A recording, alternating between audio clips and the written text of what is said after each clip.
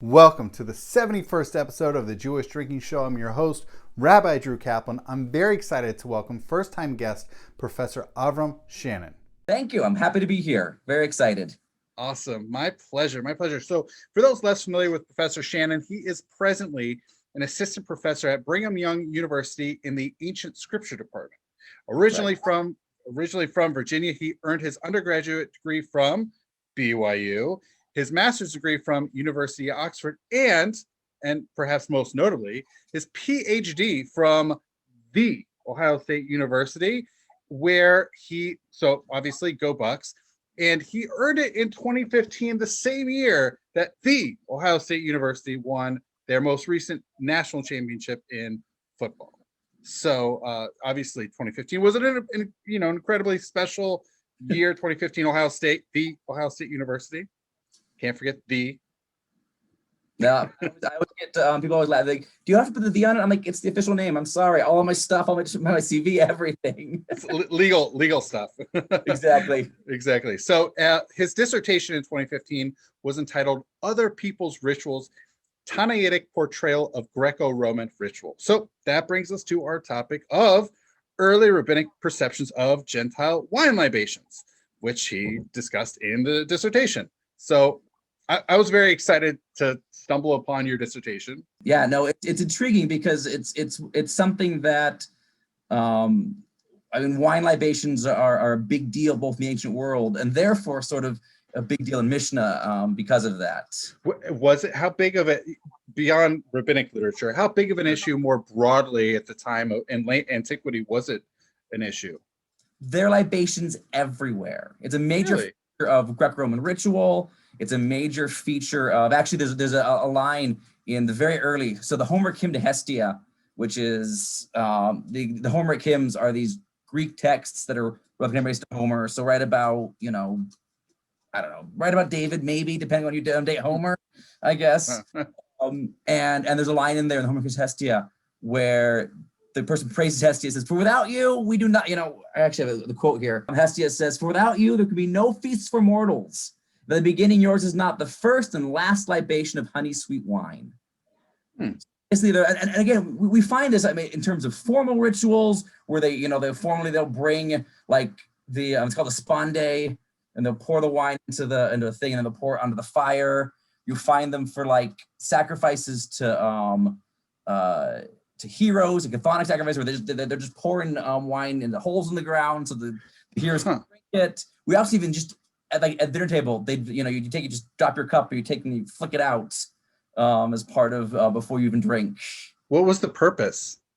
The purpose is, with libation, it's to give wine to the gods. It's just that they can drink. It's just your own sacrifice to the gods. Yeah, and again, you have it formally, and then you have it again just generally. There's this sense that, again, this is something that we see again all over the ancient world. Oh, wow. Okay. So, for me, in my context, I was only looking at the Mishnah and Tosefta, and I really had no perception beyond, Yeah. So that's great to hear that it's really going on. But so even flicking, it wasn't just necessarily the formal ritual. It was just like they have some wine and they'll just. Yeah. So they got, oh, wow. It's just like just a just a libation, because the drinking wine, it comes from the gods. We give it back to the gods. Oh, wow. Okay. That's some incredible context. Okay, so hopefully we can get back to that. I'm really deeply interested. I wanted to focus here on the concern in early rabbinic literature about Gentiles libating wine in both the Mishnah as well as the Tosefta in Tractate Avodah Zarah. And I think Mishnah Avodah Zarah gets a little bit more attention. Sure. Just in general, the Mishnah gets more attention. Yeah, the Tosefta in general, absolutely. Right. So I first want to bring some literary context about this topic. So if people want to follow along at home, I don't know if anybody is, but if you want to follow along at home, this concern is the proper phrase is called Yeh Nesef. That's Yain. People call it Yain Nesef, Yeh Nesef. And so this mainly appears, appears at the end of the 4th chapter of Mishnah Avodah Zarah, but more predominantly through the 5th chapter of Mishnah Avodah Zarah, as well as being the focus of the 8th chapter in Tosefta Avodah Zarah. Yeah, David Rosenthal one of the early, he did a critical edition of Tractate Avodah Zarah for Mishnah and commentary back in the 80s, kind of like the last really big textual work on this tractate. And he suggested that actually you could almost divide Avodah Zarah into Tractate Avodah Zarah, so the idolatry parts, and then starting with the 4.8, it's almost Tractate Libation wine. It's a separate tractate, so depended on the end there because of dramatic things. Yeah, for sure. So now what really brought this attention? I mean, there's a lot of reasons that this came to mind, but for me, what's particularly interesting is that this tractate of Avodah Zarah is the tractate in the Mishnah in which wine appears the most frequently out of any tractate in the entirety of the Mishnah. Now, this is just for listeners at home again. This is something that came up on the 9th episode of the show when we talked about sort of an introduction. It was wine more broadly in the Mishnah with guest Professor Avi Wallfish. So I'm excited about this, a little bit more of a deeper dive into this particular tractate that features it the most out of any tractate in the Mishnah. So that's the context. And here we go. So we have, how does wine appear in the Mishnah and Tosefta of Avodah Zarah? So, you know what? How did you stumble upon this and really drilling down into the Mishnah and Tosefta? And then hopefully we can get into talking first Mishnah and then separately the Tosefta. So really it's part of a broader research kind of, my research generally is all about kind of how do we contextualize, especially the Talmudic, but just generally, because you have the Bible and you have all these laws in Torah, but they all presume an independent polity, right? Commonwealth or the Kingdom of Judah or Israel, whatever. And then you've got all these laws in Mishnah and following, where suddenly you have to answer the question, how do you do this when you don't have an independent polity? So you say Exodus 20, which says, no other gods and don't make any images. And again, if you have your independent polity, okay, that's fine. But suddenly when you don't, you have to ask the question, so what do you do? How does this work? How does it work when you live in a world where you can't control images, when you can't control all the wine, when you can't control what your neighbor is doing vis-a-vis, your covenant loyalty or whatever to that. And so it comes into, and so sort of broadly in Mishnah, and then you get down to what it's doing in Avodah Zarah there, it becomes the question of, so if wine libations are everywhere, and if we're not supposed to support the worship of gods besides the God of Israel, what do we do? and really that kind of becomes the question both in Mishnah and then again in Tosefta. I hope you've been enjoying this episode so far with Professor Shannon. I want to break in and give you a sneak peek into next week's episode featuring Professor Marvin Sweeney in discussing a wine festival in the Dead Sea Scrolls. When you see the wine libations and whatnot, and yes, the term kaper is used there, it's not so much that they feel that they're somehow committing some kind of a sin for which atonement is necessary by drinking wine. It actually, I would think, comes out of what's stated in Numbers 17 and 18, that the role of the priest, or Aaron and the Levites, is to atone for the sanctuary. I hope you enjoyed that sneak peek into next week's episode featuring Professor Sweeney. Now back into this episode featuring Professor Shannon. Focusing on the Mishnah, like I mentioned, this is where it really just draws attention because it is the most frequently throughout the entirety of the Mishnah. So it really there's almost nothing to do really until the end of the fourth chapter. And really it's weird because there's like nothing to do with it being libated. It's more of just potential. It's like contaminated by Gentile possession. It's not actually that we see libation occurring. Yeah.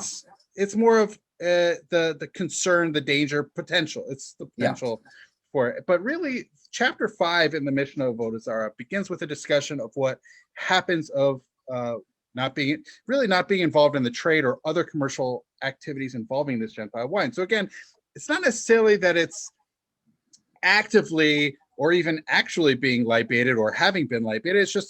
It's more of a being like the Gentiles possess it and control it, and therefore it's suspect. Right.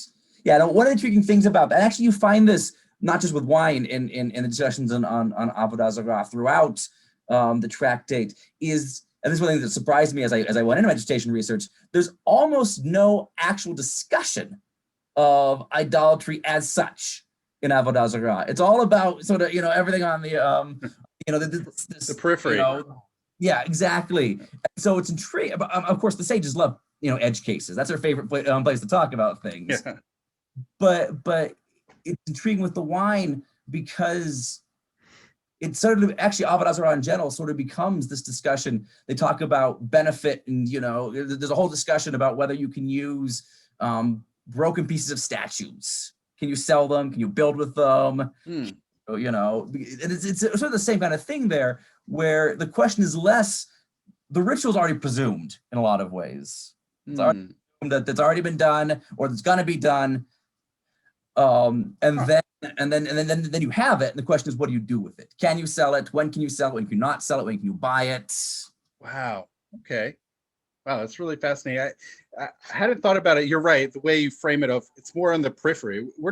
They don't even just bother discussing the actual libation at all in the Mishnah, anywhere in the Mishnah. It's just about the Yain Esef. It's theirs. Yeah, exactly. Right. Yeah. And later on in chapter 5, it also talks about the possibilities of Jewish wine being potentially contaminated also by Gentiles interacting with it. So, well, sort of initially in the end of chapter 4, it talks about like grapes. When do they become susceptible to becoming potentially wine / Yain Esef? And then chapter 5 is it's in their possession, or it could become ultimately contaminated, whether it's with an army, whatever. So it's, I think the most deeply fascinating thing is just that it's not actually being actively libated in the Mishnah. It's more of just it's potentially contaminated or controlled or possessed by Gentiles. Yeah, and the contamination seems to be because of libation, but again, it's right. A Mishnah. It's just a presumption, and actually, there's a great in Bavli Avodah Zarah. There's a tradition from Rav Chisda, where he says, our father Abraham had 400 chapters of Avodah Zarah, and we have only 5, and do not know what they are saying. Even time it's the Bavli, what's going on in Mishnah is already obscure by the time you get to the Amoraim. And so there's this intriguing sense of, as we read it, as moderns, we're like, well, it's kind of weird here what's presuming, but it was still weird. Already in the Bavli, it was already weird what they were presuming. Yeah. Wow. So that's the Mishnah. So we see it. I mean, it gets mentioned relative to the rest of the Mishnah. Yes, it's a lot. And yet we don't see active libation, but it's more about control, it seems to be. Yeah. It seems to be about, and very much on Avodah Zarah, one of the most intriguing things as I read it was that's generally, it's all about, because they can't control the libations or the sacrifices or whatever, they're going to control what we do with it afterwards. What Mishnah is concerned with. Right. Or the potential for it to have been potentiality. Yeah, no, legal suspicion is yes.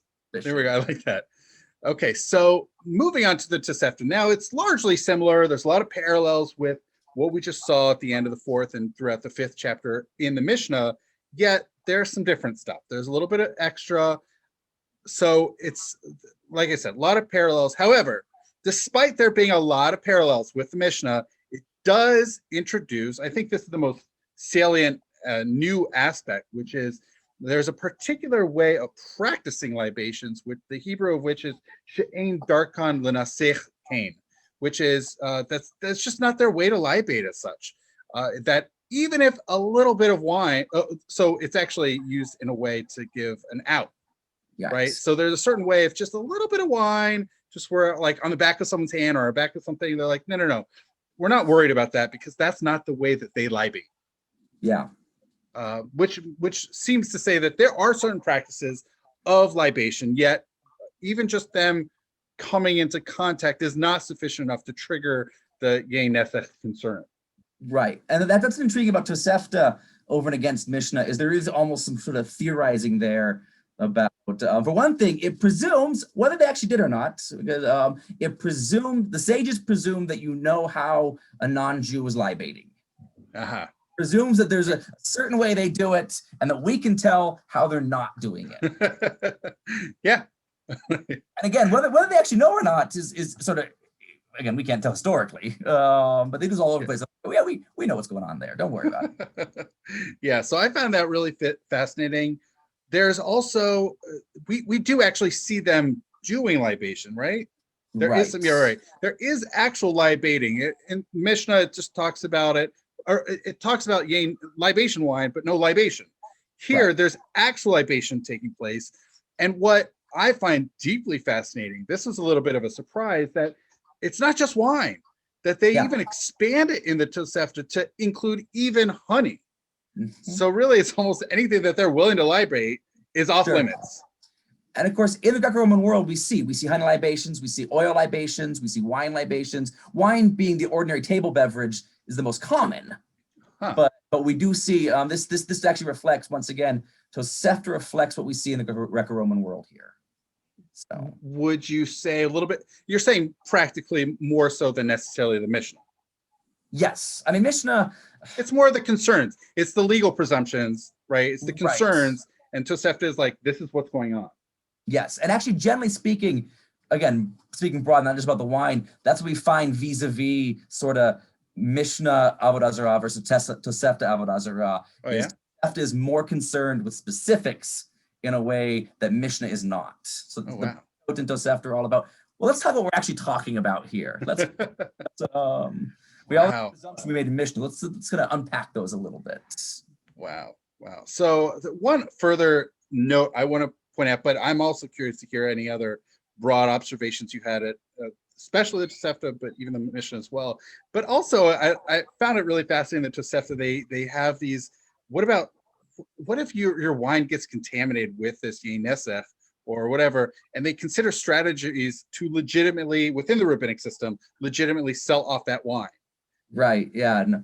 It's intriguing because, again, the whole question in Talmudic discourse on this is, how do we live with this stuff? How do we deal with this? And we have all this wine we can't do anything with. We can't drink it, and we're not supposed to get benefit from it. So let's find ways that we can finagle that so that it's worth we can do that. Well, it's not just it is to finagle, but some of the cases in the Tosefta pop up, like someone had their own shipment, we're talking serious money here. There's a serious amount of assets that gets contaminated. What now? And it's some real serious commercial issues. Yeah. And the one thing that I was very struck by, again, in both Mishnah and Tosefta, is a real concern of, because idolatry is so integrated into the Greco-Roman world, a lot of the questions are commercial. A lot of the questions are, the very first, Mishnah in Parak 1 is all about their festivals and can we go to their festivals or not, because they're pagan fairs, and there's a lot of commerce that goes on there, and how do we deal with that? And so you see that again in Tosefta, where they're trying to work through this issue of, well, we have this contamination, now what can we do with it? Mm-hmm. Did you have any other observations about either Mishnah or Tosefta when it comes to this yain nesef? Well, it's intriguing, this idea that, again, just generally speaking, the ancient world, part of the problem with, not the ancient world, but certainly in the rabbinic world already, the Tannic world, is one of the intriguing things I found as I was reading Avodah Zarah was you actually find this in Sanhedrin, the problem with Gentile ritual is not that it's different from Jewish ritual, it's that it looks the same, right? Temple of Zeus, and they're offering sacrifice, and they're pouring libations, and they're doing basically all the same kinds of things that happen in the Jewish temple. Oh, wow. And so the question becomes then, not because obviously, again, as you've seen in previous episodes, libation's part of the Jewish system and part of the temple system. It's a huge part of it. So it's almost as if it's this deep similarities that provoke the anxieties. Right. And so what you find then is this is why I think it's so prevalent in avodah zarah, what you really have is this discourse looking for probable contexts. When are they going to be doing this? This is where this legal presumption comes in. When are they going to be doing this? And then when you get to Tosefta with, on the back of the hand or the grapes or whatever, it's not their custom. The sage is like, this is not a probable context. We don't need to worry about in these contexts. We don't know. Again, my favorite is, if you make the wine together, you're fine. But the moment the non-Jew's out of your sight, it's libation wine, because they're presumed that I've heard it discussed or described elsewhere as like the Gentiles just want to libate as any moment.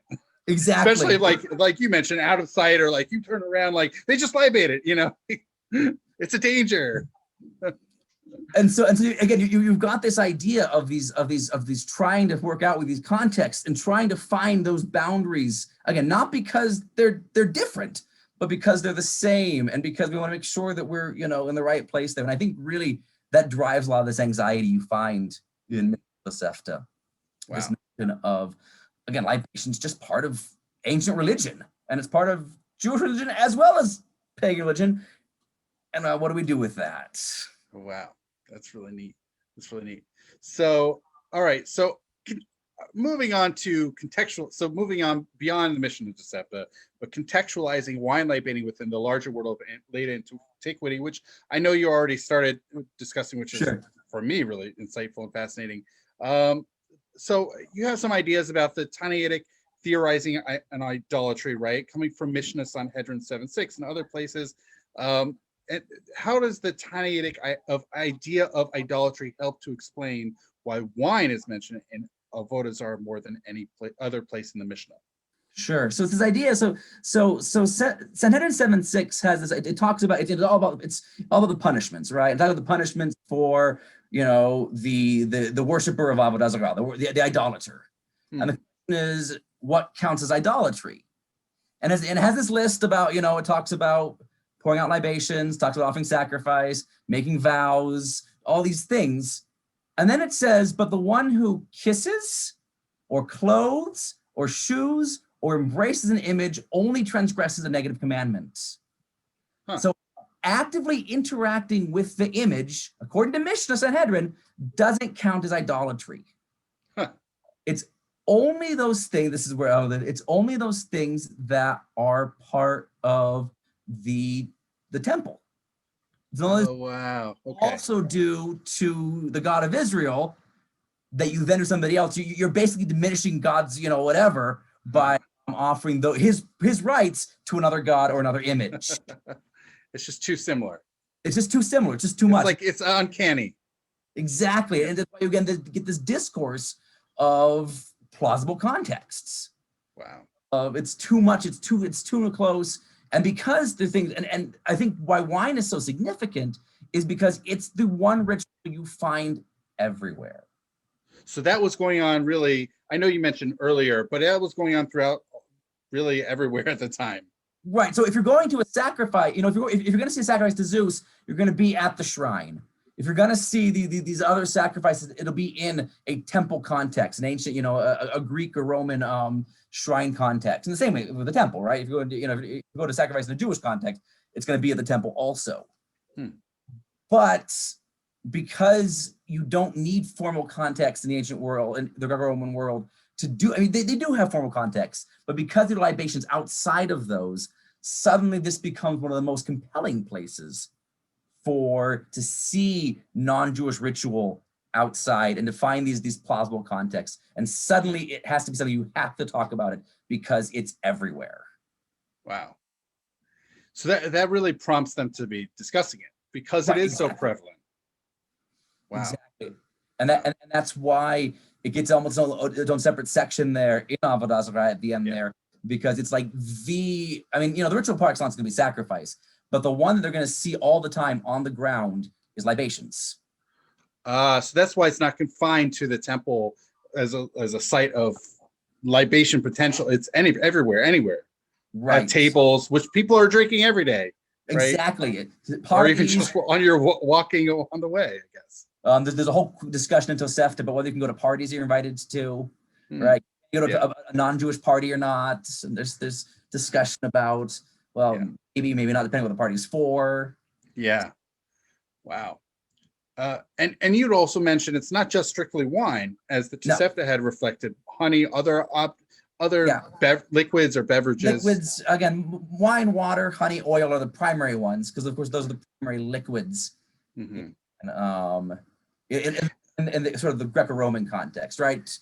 Presumably beer wouldn't be allowed in Egypt because they drink beer in Egypt, but it's going to be wine. Well, so I think that's important actually, because Greco-Roman society didn't have a lot of beer, but wine, it sounds like they had. It Right. sounds like it was in the Greco-Roman society, wine was really important, right? Certainly. Oh, absolutely. We've got texts. I mean, we have Latin texts on viticulture all over the place. This is a really big deal on how you make wine, who can do it. And actually in the later Roman Empire, we have these like polemics against drinking French wine, Gaulish wine, because how can it be as good as the Italian stuff that we make? And it's a major part of the especially the Roman culture. You get in the Greek stuff too. But again, the broad Greco-Roman culture they're part of. It's a big deal. Right. So it sounds like that's a big part. Versus like if this were in Egypt, as you mentioned, beer would have been the primary beverage, but here this is what's cherished the most. Exactly. Yeah. And this is what they're going to be libating all the time, and this is what we need to talk about. Awesome. Cool. Hope you've been enjoying this episode so far. I really am curious for any feedback, suggestions, ideas you might have that you would like to see Jewish Drinking do, whether that's particular topics or guests to come onto the show, or whether it's other things. Maybe it's quiz contests, giveaways, swag, ideas that you might have. I'm really curious and open to hear what you have to suggest. You can feel free to email me at drew@jewishdrinking.com. I'd love to hear your ideas. All right. Now back into the show with Professor Shannon. Libations within the broader Greco-Roman society and what was being practiced. Libations sounds like it was one particular practice, but what other significant idolatrous practices were taking place in the Greco-Roman society? Yeah, so of course you have things like, again, the primary religious activity in the ancient world, Jewish or not, is sacrifice, animal sacrifice. That's going to be universal. Everybody offers animal sacrifice of some kind or another.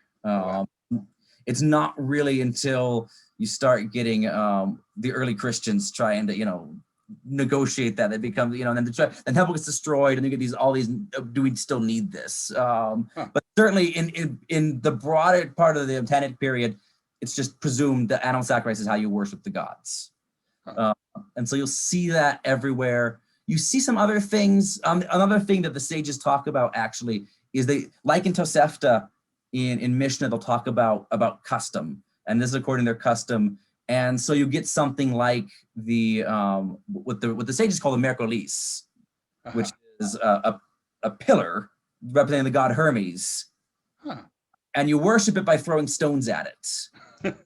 Okay. And they're like, look, if you throw stones at this pillar, even if you're Jewish, you throw stones at this pillar, that counts as idolatry, guys, because that's how it's worshipped. If you throw stones at Olympian Zeus, then that's not how it's worshipped. That doesn't count. But this is how it's worshipped. So there are some idiosyncratic practices that the sages say, if it's idiosyncratic to that god, you still can't do it, even though it's not part of the broader notion of idolatry based on the temple ceremonies. Wow, that's really neat. Cool. All right. So we had spoken.